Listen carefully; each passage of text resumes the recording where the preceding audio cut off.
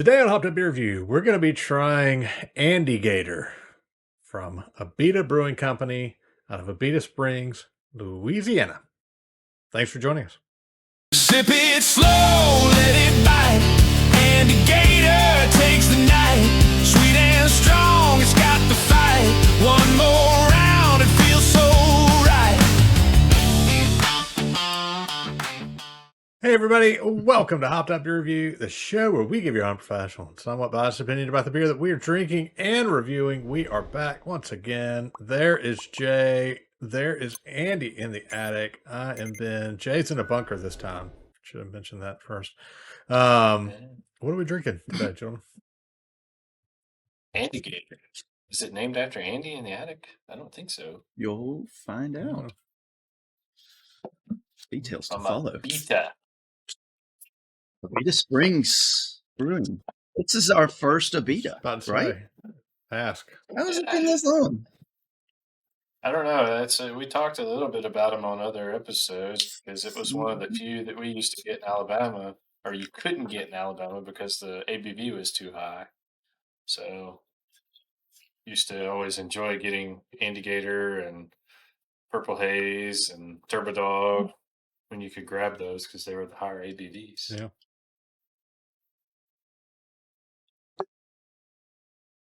Cheers, mates. Cheers, mates.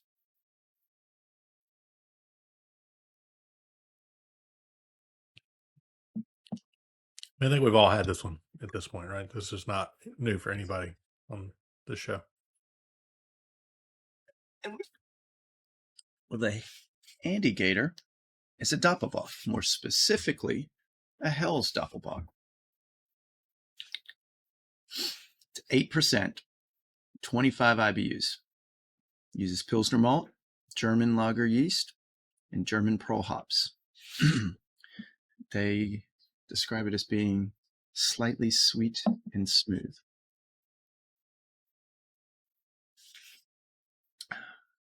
Well, why do you name this beer Andygator? I'll tell you. It's got reasons to do with the type of beer, as well as the region, as well as who came up with it. So, it's named after a home brewer. His name was Andy Thomas, who created the original recipe and won a contest Abita had sponsored in 1994. Then they used the gator to align with the Louisiana alligator theme, but also, as we've learned through past Dopplebocks usually have the suffix ATOR, going back through to Germany. So that's how we get Andygator. Their original proposal for the name was just alligator, but then they're like, Andygator sounds a little more unique. So. And it's currently a year-round. It didn't start becoming a year-round until 1999. After a few years of it, people were like, "Hey, when are you going to release that Andygator again?" So it was a lot of demand back there in the 90s. So that's when they made it a year-round. Yep, in our heyday. Yeah. Hey. So that's enough about the beer. Abita Springs, or Abita Brewing out of Abita Springs, Louisiana. It's a regional brewery founded in 1986. I did not realize it was that old. Wow. Abita Springs is about 30 miles north of New Orleans. When they first formed, first year it was like 1,500 barrels per year. Then they moved in 1994 to a larger facility. Kept the original as a brew pub and restaurant. Now they're at 125,000 barrels a year or more. Wow. They also brew small batch root beer. If you've had the root beer, it's pretty good. It is. Sodas, small batch sodas, and hop water. And they are the oldest craft brewery in Louisiana. Makes sense. As well as one of the oldest craft breweries in the Southeast for that. And they draw their water from the pure spring water there at British Springs. Founders were Jim Patton, and I love this name, Rush Cumming. Right. Cool name. So, Andy, just to put it in relation for us, I know we've talked about it a few times, but they started at 1,500 barrels, which, that's what, a micro or nano. I mean, you're super It's tiny probably at like that a level. nano, yeah, Yeah. brew pub So, ish. yeah, now they're at like 125,000. Is that what you said? Yeah. Hmm. What does that classify them as? And They're regional. so you go from like a nano to a micro to more of a regional, I guess. Hmm. And I don't know if regional is specifically a number of barrels per year or a distribution. I gotcha. Yeah, because a lot Yeah, of the South, they have specific distribution networks. Mm. just got what I wanted to say. I'm more a Okay. lot of Andy in this Yeah. one. Gonna get that And promoted. My gift. when we typically talk about macros, we're talking about what, 6 million barrels. I think it was 6 million barrels Yeah. a year is once you become a What we macro. looked at back in the day. And Mhm. so that's a long way from where they are today. Mhm. So it's crazy to think. I Or assume, it's to be purchased by, Yeah. 25% of your brewery Right. is owned by a macro. So Yep. therefore, so I assume it's still owned by the same folks or their family generation later. Is there anything on I that? believe so, but that is information that that I did not find. Okay. Well, there wasn't It's a anything of a um, big sale to a macro brewery or anything like that. We know that. I mean, they've remained. Uh, Yep. All right. Andy, why don't you go first since it's Andy Day? but I've had it. anytime. So have we. Yeah. Um, well, I think we got these out of The mixed convenience and necessity, the three of us, because we all could find these, and we got this as part of Abita's. What's that pack called? It's a It's a Gator mixed Series pack, pack. the Gator series. Okay, Hmm? I couldn't remember the name of it, Gator pack. and I've had it multiple times, and I would go years, and then I tried again. I was like, okay, and then I tried it recently. So I've I'm a I want to like Abita much more than I do because again, there's several brands or several of their beers that's easily available to us, and I don't know if it's the water thing, but there's only been a few, and um, there's a taste in this that I can't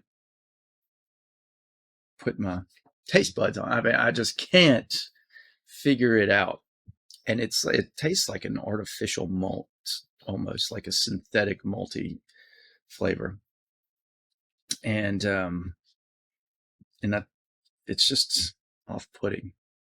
And the only redemption is the 8%. So it's like a means to an end type of beer. So you muscle through it.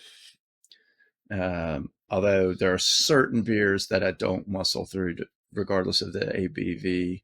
And I pour out, Ben, and your trickery to get me to drink Fruit Force IPA. Yeah. Can't So believe I bought you something you poured out. That's rude. Ben employed a mule to pour me a drink without me knowing what it was. Might as well roofied me, Ben. And he's like, "Oh yeah, Ben, I got, the other guy, the third party he's like, I got a beer for you. Didn't tell me what it was. Wouldn't show me the can. Mm. And I was trying to be nice, and I was just pondering it and waiting. This is the first time I'm I had hearing a this couple story. steps. I was like, this is very familiar taste. And then he finally went and got the can. I was like, I knew what was up. And he's like, yeah, Ben got this for you. So That's I just fantastic. proceeded to pour it out. Fruit Force IPA. Yeah. Screw you, Voodoo Ranger. Yeah. So this has a similar, not quite as bad, but it's a synthetic taste to me. And there are better Abita beers than this, and I'll say that. And I'm going to take my score lower now that I've had time to let it sit and ponder and really. I'm going to go full point. I'm going to 5.5. I just can't get behind this one. Just as a quick aside, check out our review of Fruit Forest IPA. If you were watching this, this is a public service announcement, actually. Spoiler alert, it is the worst beer we have reviewed from a score standpoint collectively. So you can go check that out, and we'll attach it to the end of this video if I remember to do that. Yeah. All right. Jay, what do you think? Yeah, I mean, I hear exactly what you're saying, Andy. This is kind of one of those that we envied when we were growing up, more so in the 90s, because you couldn't get to it from the states that we lived in. And if you could find it, it was great because it's 8%. Well, as we've grown up and everything's matured, it's like you said, our taste buds are definitely more mature. To me, I kind of laughed when you read the description how they call it mildly sweet or semi-sweet, something like Slightly that. sweet, Because yeah. it's just like this is full on sweet to me, and I can see the artificial malt. You wanting to think that? I mean, 8%. To me, that's kind of the sweetness to bump it to that 8%. I mean, it's okay. I'm like you. I really have always wanted to enjoy Abita more. I was always more of like a Purple Haze kind of guy or a Turbo Dog, but this one I'll be a little more generous because you guys know I don't like to bash a lot of folks. I'm gonna give him a 7. I don't really want to drink more of this, and I had bought a 6-pack because I couldn't find the Gator pack originally. So, anyway. Jay, I think you need to adjust your numbering a little bit. If you really don't want to drink any more of it, this 7's not where it should be. I don't think you should give it a 7. Saying. But I'm pretty generous, you know. yeah. It's got to be bad for me to give it a bad rating, like Fruit Force. Yeah. Fruit Force is bad. Or a macro. Yeah. I mean, I still drink this over most macros. Yeah. Yeah, I mean, I agree with you there. I think that, as Andy mentioned, we were kind of getting low in inventory. And, if you're new to the show or haven't seen too many episodes, we don't all live in the same place, which is why we do this on a, Zoom type call here. And so the biggest challenge is getting beer to each other that we can, share on the show. And so the Gator pack or Swamp pack or whatever it was called is available to all of us at one time. So we grabbed it to add to our inventory to review. And I'll say, having drank pretty much all the other beer except for the ones that I needed for the show, this is definitely not my favorite in the pack. It's not my least favorite either, just as a small spoiler alert. But I mean, I think this one, it's okay. I think if you're looking at like a Dopplebock, it doesn't have quite the bite that a lot of the Dopplebocks that we've had do, that they do. It's kind of, it's I think of it as like that gateway to a Dopplebock in a sense, because a lot of those have a lot more bite to them. So this would be the back gate because after this you don't want to have another Dopplebock ever again. Yeah, that's what you're saying. So you're saying goodbye, Dopplebock. I think it doesn't make me think of German beer. I'll put it there. Yeah, no, I would agree with that. And I think that it's hard to put it in the same classification as like a Celebrator or something like that. So I mean, I'll drink it. Like I said, I've drank all the ones before. It's fine. It's better than a macro for me. 8%. It's it's a good ABV level.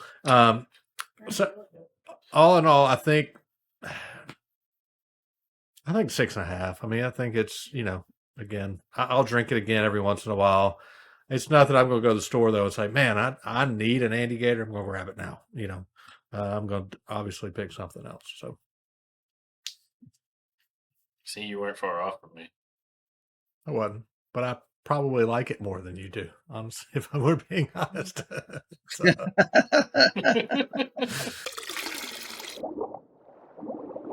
what do you know? That is a 6.3 for the Andygator from Abita Brewing out of Abita Springs, Louisiana.